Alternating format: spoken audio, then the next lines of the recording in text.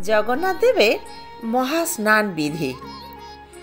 পুরুষোত্তম ক্ষেত্রে নির্দিষ্ট সেবক ছাড়া অন্য কেউ জগন্নাথ দেবের শ্রীঅঙ্গ স্পর্শ করলে মহাস্নান করাতে হয় শ্রীবিগ্রহকে। আর একটা হলো শ্রীবিগ্রহের বন মহাস্নান।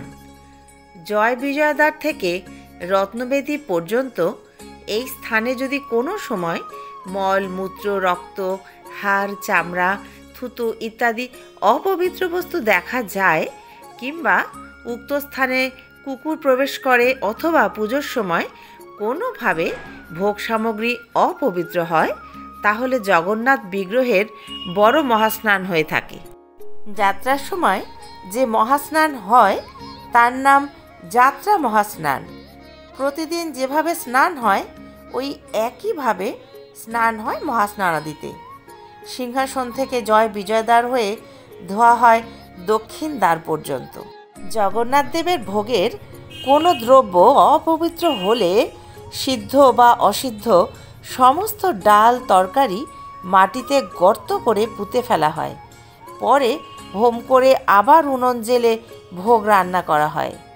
স্নান মহাস্নান কর্মাদিতে যে অতিরিক্ত খরচ হয় তা জরিমানা স্বরূপ আদায় করা হয় তার কাছ থেকে যার অসাবধানতায় ভোগ সামগ্রী অপবিত্র হয়েছে।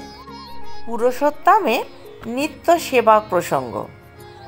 ৩৬ নিয়োগ নামে খ্যাত ৩৬ ধরনের সেবক আছেন জগন্নাথ দেবের। ৩৬ নিয়োগ নায়ক বা পাঠযোশী মহাপাত্র উপাধিধারী যিনি, তিনি ৩৬ জন সেবকের পরিচালক। তাদের সমস্ত নিয়ম ও তত্ত্বাবধান করেন। মুদিরথ বা মুদ্রাহস্ত।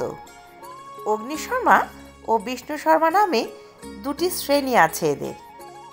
অগ্নিশর্মা উপাধিধারীরা বলরামকে ও বিষ্ণু শর্মা সেবা করেন জগন্নাথ দেবকে।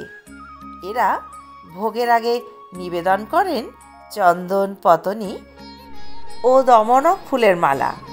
যাত্রার সময় বিগ্রহের অঙ্গ সংস্কার প্রভৃতি কাজ, ভোগ নিবেদন করা, আরতি, জগন্নাথের জন্মদিন, স্নানযাত্রায় বিগ্রহের স্নান, সোনাকূপের জল সংস্কার, পাহান্ডি বিজয়, নানান পর্ব উপযোগী বন্দনা ও যাত্রা পর্ব সময়ে প্রতিনিধির কাজ করেন রাজা অনুপস্থিত থাকলে। এই সেবায় নিযুক্ত সেবকদের উপনয়ন সংস্কার হয় 12 বছর বয়সে। এরা সেবার অধিকার পেয়ে থাকে অবিবাহিত থাকাকালে। জগন্নাথ দেবের নিত্য সেবার অধিকার হারায় বিবাহ হলে। তাদের পরিবর্তে সেবা ভার গ্রহণ করেন অন্য ব্যক্তি। প্রভুর প্রতিদিন বেশ পরিবর্তন ও শৃঙ্গার করেন পশুপালক।